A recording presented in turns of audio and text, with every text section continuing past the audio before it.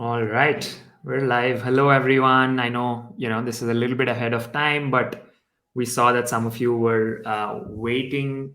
So, yeah, we thought we'll just go live and, just have casual conversations before we get started. Glenn, welcome. Welcome to the live stream. Welcome and thanks for having me. I appreciate it. Absolutely. What'll be fun while we wait for more people to join and before we start is if each of you who's watching this could just drop a quick note on a LinkedIn comment saying where you're joining us from, because I saw the attendee list this morning and I think we're expecting people from like multiple continents. So it'll be fun to see where you're joining us from. So please leave a comment. Just mention where you're joining us from. That'll be fun, and I'll let Glenn and myself also go on that. Glenn, where are you joining us from today? I'm joining you from Louisville, Kentucky. Nice. I was going to ask actually what's the right way to say Louisville, but you confirmed it now for me. Louisville. You can't say Louisville. It's not Louisville or Louisville. It's Louisville. Yeah, I know. Probably going to butcher that multiple times today. And I'm joining from Bangalore, India. That's my home, and so there we go with two continents already. Who else is here? Hey, just a quick note again for the audience. Could you just leave a quick comment on where you're joining us from? That'll be good. That'll be fun. While we're waiting for the clock to tick. I think we're about time, so maybe we should just get started here. Glenn, are you ready to go? I am. Perfect. All right. Once again, welcome everyone. Thank you for joining us on this LinkedIn Live. We're going to be talking about young alumni engagement and giving. And my guest today is Glenn Kosse. I will give him a quick introduction, but I'll also let Glenn say hi. So Glenn Kosse is the Vice President of H2R Consulting LLC and focuses his expertise on fundraising development, nonprofit management, and strategic planning. But prior to joining H2R, he enjoyed a 35-year career in development and nonprofit leadership.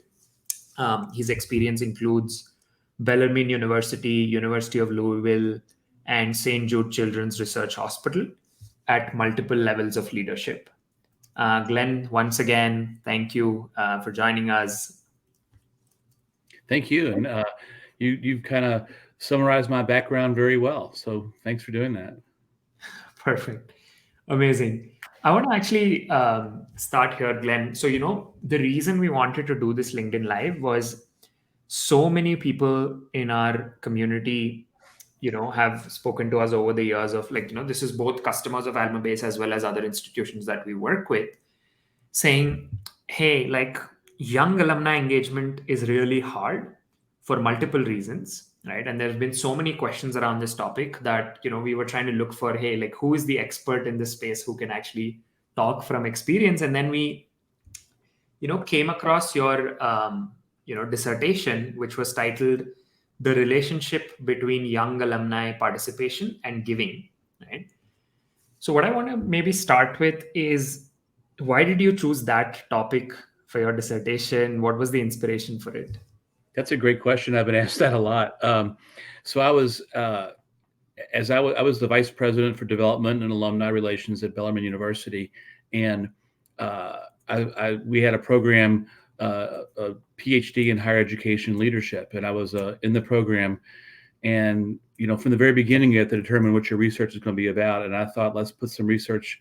Let's do it all about what my job was, which was getting alums of the university to give back. So I went in and looked at. I started looking at what areas weren't explored. And when you do a dissertation, you do all kinds of literature review, and you really do a deep dive into the literature out there.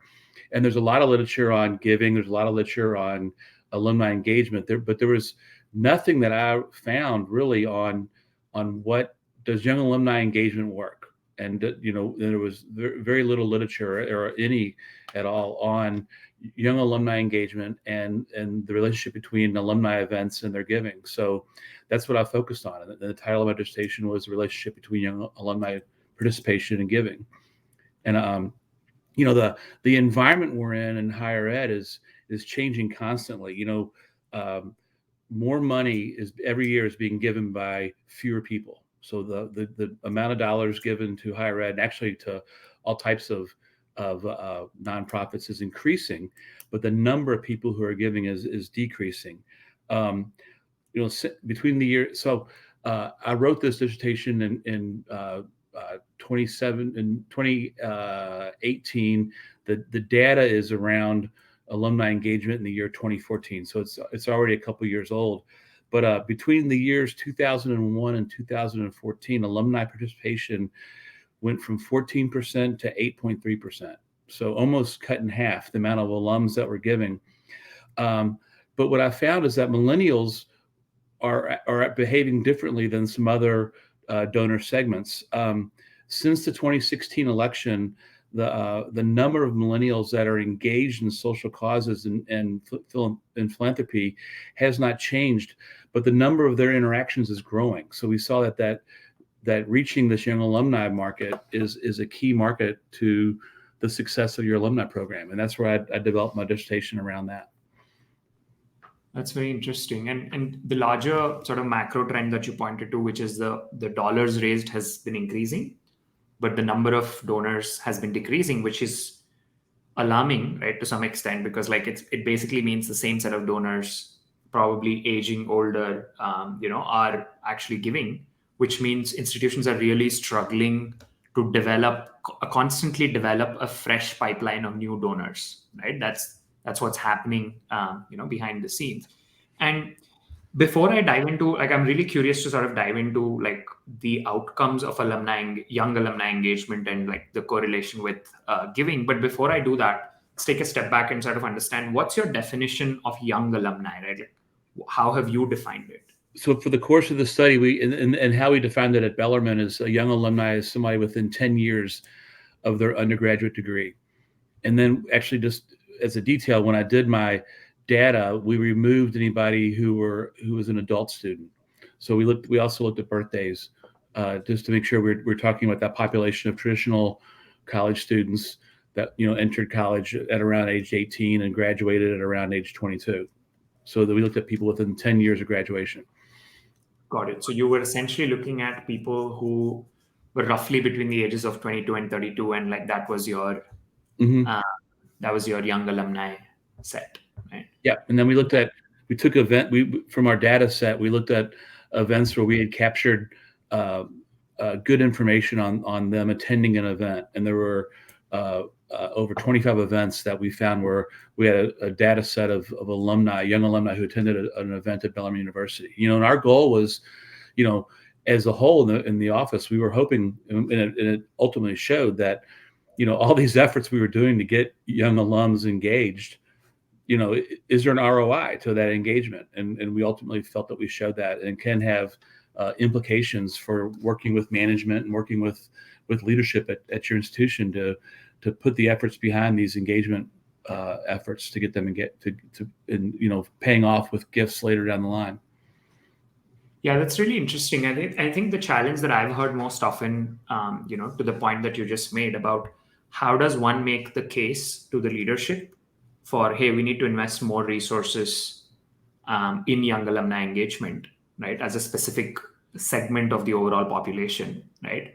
And the challenge there being, okay, these are not the people today with the deepest pockets, right? So how do we make the case knowing that the return on investment, even from a donations perspective, is very long term, right? How do we make the case for that? So you spoke about like how you made the case at Bellarmine, and then I know you uncovered some insights with your study as well. Can you talk to more about that? Like, if anybody, assuming one of the people in the audience today is in that position, right, like where they're trying to make the case for more resources being invested in this direction, what are the things that they should look at, or how would they convince their management? Well, I think we know in development and in an alumni engagement that it's known that people who give are those who are engaged, and people who have given before. And in on the piece in LinkedIn where you talked about this program, you mentioned the example of Michael Bloomberg, which I use all the time as well. his first gift to Johns Hopkins was a $5 gift the year after he graduated. And I was at a conference once, and they even showed this typed up donor card that had Michael Bloomberg, $5, and then there's a $10 gift. And he's recently given over $1 billion to Johns Hopkins. So it's that's a very extreme example, but we can all go back to our major donors and look at their first gift, and there's very few major donors whose first gift to any organization is a large gift. They test the waters and they get engaged. And what I sought to discover in this study is, can we really show that the efforts towards getting these young alums engaged in their last year of school, and then as they graduate, is there an ROI on it? And we did show that. Yeah, that's interesting. And I mean, if someone were to look at it at their own institution with the data that they have today, right? What are the kinds of data points that you would say are sort of like, either you should start collecting if you're not already starting to collect, or like if you already have some data, what should you look for? Should you look for like a correlation in terms of like young alumni participating in events or engaging in some form, and then they're giving, like, how should one go about that? Well, I mean, I did a statistical analysis. We did an ANOVA, and we showed there was a direct relationship. And while I think there's a lot more research that could be done, I think if I was in an alumni department right now, I would make the case that getting those young alums engaged right now and track those numbers. We tracked a lot of data on who came to events. We did a lot of online signups. And then, even some cases, if online wasn't the right way, like if it was a open-ended event, we tried to gather data on who came, and then we use that data in our annual fund and our efforts to go after them. Yeah. Did you? I mean, one of the interesting challenges here also with young alumni engagement and the need to sort of invest resources, or making the case to invest resources, is also the challenge of, let's say the vice president of advancement today who's in that job is probably unlikely to sort of see the results, of like those young alumni, growing older, like becoming more successful and then making those larger gifts. But, the seeds were sown while you were in this job, but you may not even be around at that institution by the time the results are seen, right? Which always makes it harder because people want to leave a legacy that's much more visible, right? Have you seen any resistance like that, at the different institutions that you've worked with, or do you have any advice for someone facing a challenge like this? Yeah, that's a great question, because you can, I would present to our board of directors on what we've, our achievements in a certain period of time with our development, major giving efforts, and planned giving efforts, and also the alumni efforts. And the board was always more interested in the major giving. They wanted to talk about let's get some more $1 million gifts. Let's get some more $500,000 gifts. And they didn't seem to be always as interested in, we had a 30% increase in engagement this year, but we know that you have to build a program that's going to work this year, next year, the next 5 years, next 10 years. And it's just how you have to build the program. Otherwise you're going to, and we might get lucky and get somebody who moves the top faster. But if we don't engage, there's annual fund goals, and you can feed your annual fund by getting young alums engaged. Otherwise that will peter out. Or, and time goes by fast. I mean, this data is already 5 years old, and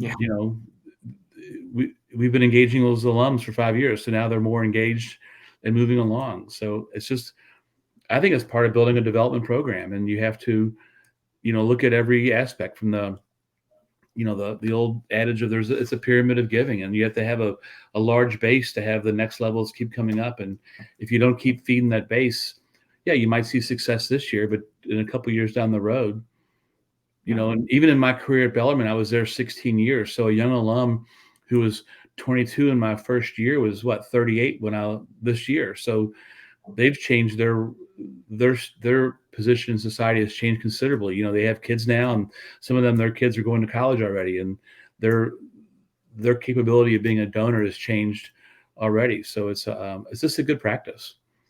Yeah. You A bit. can't tie, I don't think you can tie young alumni engagement to major giving this year, but it's part of how you build a program to move forward. Exactly. And I think that long-term mindset certainly helps institutions. And I think the point here is if any of the leaders of advancement here in the audience are listening, and I think the key insight here is that, I mean, going back to that model of the pyramid, unless you're constantly building up numbers at the bottom of the pyramid, like your numbers at the top of the pyramid will die out eventually, right? And we all have annual fund goals this year, and this can feed the annual fund this year. So, and that participation rate's so important. With the U.S. News will report rankings, and they always want to know how come your alumni, participation rate's declining with all this work you're doing, and there's so many impacts to that percentage. And this, getting your young alums engaged right now can impact that this year. Yeah, that's a great point. And I think I'll actually also leave a couple of questions for the audience here. One is anybody who's watching this today, if you could leave a comment, what's your definition of young alumni? I don't know if it's different from what Glenn used at Bellarmine. And the other question for any of you here is if any of you faced challenges with convincing your management on investing additional resources in young alumni engagement, if you could share those, maybe we could get Glenn's opinion on how we could, how you could surpass that. But I'll change gears here a little bit. Let's talk about some ideas, Glenn. Like in your career so far, or maybe let's just start with this. Let's say somebody in the audience today is really sort of saying, "I want to engage more young alumni. I don't know where to start." What are sort of the baseline, maybe like the simplest ideas to get started, simplest places to get started? What do you think, Glenn? Well, so some of the baselines that we went after is one is we engaged them at Bellarmine. We start looking at our seniors, the students in their final year of study, especially that final semester. We start treating them as young alums, and we discovered a couple of years ago we had plenty of social events that went on. There were cocktail parties and sporting events and game watches, and those are attended, but we really started focusing on what matters to a young alum, and a lot that's getting a job and succeeding in your career, because all of a sudden you're graduating from college and like what's next. So we did a lot of work with career development. We pioneered a young alumni mentoring program where students typically in their final semester, or even some juniors, we paired young alums with these students with alumni that were in their same field. So we paired accounting students with accountants. We paired nursing students with nurses, et cetera. And we formed an in-person mentoring program that took place during the spring semester. And in pre-COVID, we had 3 specific meetings where they actually sat down with their mentor. And then during COVID, we made it a virtual, and now we're kind of doing a hybrid. So because we're still doing a personal one-on-one, but we're also getting in people engaged, alums that don't live in the local area, through a virtual connection. But helping these students as they are graduating to get career advice, and it was more than just a meeting. There's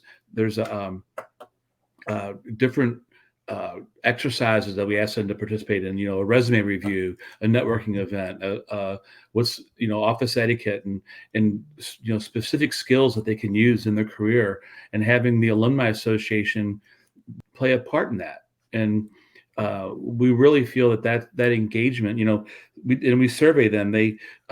95% of the participants felt a stronger connection to the Alumni Association because of the mentoring program. 99% said they would recommend it to their friends.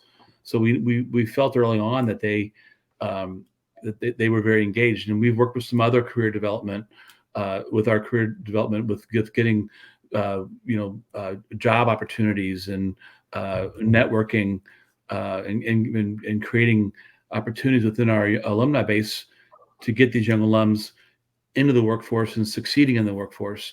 And we've also found that's a great way for our traditional alumni base to get involved. They very much enjoy the idea of mentoring students. I mean, if you're going to be involved with your alma mater as an alum, whatever age, you have a passion for your alma mater if you're engaged. And what better way to keep that alum engaged by having them talk to the current students who are graduating, and young alums and young graduates, and helping them in their career. So we found that it's very, we've done other things, a Coffee with the Pros series that had a focus on a more diverse populations, where these students could then have these coffees. And we did virtual, during COVID, we did virtual coffees, but hopefully it's getting back more to in person, where people from different, the LGBT community, the African American community, uh, uh, uh, uh, Pan Asian, other groups can talk to alumni who have experienced some of the same experiences they have, and that's been very successful. Um, we've worked with young alumni, and we're the Bellarmine Knights. So with a NOAA Night program, where we're now pairing these young alums with admissions to talk about the new students coming in, and to have outreach to them to help answer questions about what the Bellarmine experience is all about. We've done some programs with young alumni on a back to school program on marketing our graduate programs. Okay, your career you might need to go get an MBA, you might need to go get a master's in nursing and go back to school. And we have current alums talking to these young alums and networking on the advantages of a graduate degree. Another example we did that to get them engaged is the alumni team developed in the spring 100 days to graduation campaign. And so they would do outreach to these graduating seniors at 100 days, at 90 days, at 75 days, at 50 days. And each one of these outreaches highlighted a specific way that we were engaging, that these young alums can engage in the Alumni Association and use that as just another tool in their briefcase to find success post-graduation. When at graduation, we do a president's welcome out in the quad. And we have music and some drinks, and the students are there, and the president welcomes them officially to the Alumni Association. They feel like they belong. It's become a graduation week tradition. Just a lot of engagement. We did one where and I stole this from my daughter graduated from George Washington University. So if anybody out there, George Washington, is listening, we completely copied the idea. But all of our graduates like to wear these honor cords for their different achievements and their different activities. And we created an honor cord for graduating seniors who made a 5-year pledge of $50 a year for the next 5 years. So in their world, it's a major gift. It's $50 a year, but we felt it was accessible to anybody, because even if they wanted to do it on their credit card, we did it. It was like less than $5 a month. But we're getting them in the habit of giving. They got the special cord to wear at graduation, and then we can do, our first group is, I think, graduating this year or next year, and we can do an event with them, and then get another pledge. So you have this number of students at an early age are learning about philanthropy, learning about engagement, and we're getting them involved. I mean, the results, back to one of your earlier questions, Kayan, the results of the study showed that a young alum who didn't attend an event but gave in the 3 years following the event, gave an average of $77, and those who attended an event gave $164, so more than 2 times. And then even we studied people who were already givers, and they gave over twice as much. So even if a young alum was already giving, by coming to an event, the amount of money they gave doubled. Yeah, a lot of great ideas there, in terms of young alumni engagement programs. And I think, at least for me, a good framework to think about what is the best sort of program to deploy to engage your young alumni is starting with the alumni at the center and sort of saying, what does this population of my alumni care about? Like, what stage of the life are they at right now? What are the things that are really valuable for them right now? How can we participate in providing that value? And a lot of the things that you talked about, Glenn, like, with respect to mentorship, tagging them to admissions, the job programs that you had, etc., are all obviously super valuable for alumni at this, at that age. And therefore, like, for the audience here, you can certainly copy some of these ideas, Glenn, if you will. But also, I think the broader way to think about this is start with the why, start with the alumni's why, right? Like, why do they care about, why should they care about this? What do they value? So that's the alumni-centric, approach to thinking about this.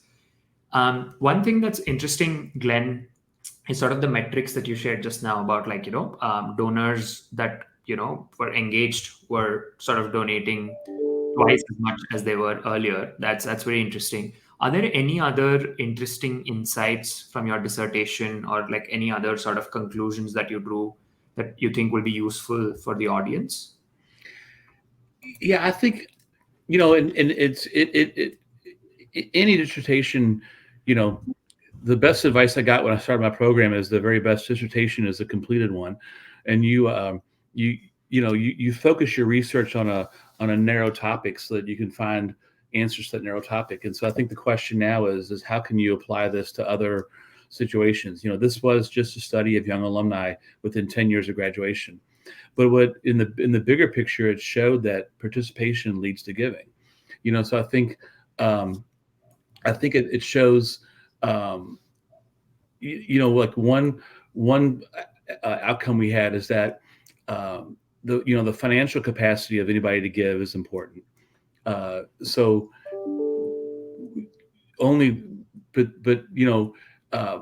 by showing your benefits that you get by being engaged in the university can draw that person that has a financial capability to give to it. And even when you're talking about annual fund giving, we're not necessarily always talking about major gifts. So, but we do know from other research that that small gifts lead to bigger gifts, and it's easier to get a $25 donor to 100 than a $0 to 100. It's easier to get a $100 donor to 1,000 than a 0 donor to 1,000, and on and on and on. So I think some of the conclusions that we came with is that it makes sense to look at your event participation and solicit them. Make sure that when you have mailings go out, when you have solicitations or electronic communication going out, that you solicit your attendee lists, that you can attribute an ROI to events. That there is a cost to events, but if there's an ROI down the road, those costs to events do have, it's more than just a party budget, and people who don't know the development industry think all we do is go to cocktail parties, and we all know it's way deeper than that. And there's many times we'd rather not be at that cocktail party. It's the third one in a row. But those type of events do down the road. You can increase your number of donors, and that ultimately we know that increases the number of gifts. Yeah, that's very interesting. And I mean, I think what's also, I mean, maybe just a question for the audience here also is, I mean, Glenn spoke about a lot of different, ideas for young alumni engagement. I'd love to hear, from the folks in the audience today on, what have been your best young alumni engagement programs that have worked well, so that we can all learn from each other. I also want to encourage any other questions as we come close to wrapping up here.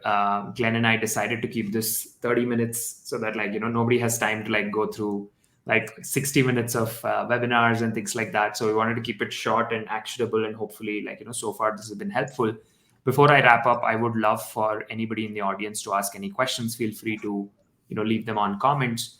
Glenn, any closing thoughts as far as where do people typically trip up when it comes to young alumni engagement programs, and what would be your maybe top 1 or 2 pieces of advice for anybody that's looking to either start or scale up their programs? I think the biggest overall outcome that I had from this research, and again, this was a limited research, and I would encourage anybody to and we could post, I guess, later on a link to the dissertation, because there's a lot of the literature reviews as interesting as anything that I did. I saw one question was, students who have debt, and there's a students who have debt do not give as high at a higher rate, and there's other studies that have shown that. However, students who receive financial aid give at a higher rate. So you can look at things, you can break those out. But what I think it showed is that our efforts to, as development professionals and alumni professionals, to get people engaged at a beginning level with the work that we do can have a positive effect on your organization. And there's you can slice and dice it lots of ways, but those efforts we do to get people and involve them and let them see that the organizations that we represent um, uh, can hold a meaningful part in their lives in some way, whether through a mentoring program or whether through engagement with other alums or efforts that help in their own careers. That we can, especially in the college and university world, is once these students graduate, their journey with the school doesn't need to end, and it can be impactful afterwards, and be impactful to those alums and also impactful to the institution. Yeah, absolutely. I think that's great advice, and I think that's a great place to wrap this up. Once again, Glenn, we really appreciate your insights and inputs to this conversation, and I'm sure it's the same for the audience who joined us today. Thank you again for Thank your you. time. And I think, sorry, just before I wrap up, this is running in my head. Like, I think there's a lot of useful insights, especially on the different kinds of ideas for alumni engagement programs for young alumni. Maybe we should actually like work together on penning down like a blog post, that brings together the crux of the conversation today. Are you open to that? I am. I'm happy to. Perfect. I'm happy to help in any way I can. Perfect. Awesome. So we'll do that, over the next few weeks, and we'll make sure to send that over to anybody that's watching this LinkedIn Live today. Thanks again, Glenn. We really appreciate you taking the time. Thank you all. Thanks. Have a great day. Thanks everyone for joining us. Everyone, please have a great day, and we'll see you soon. Bye.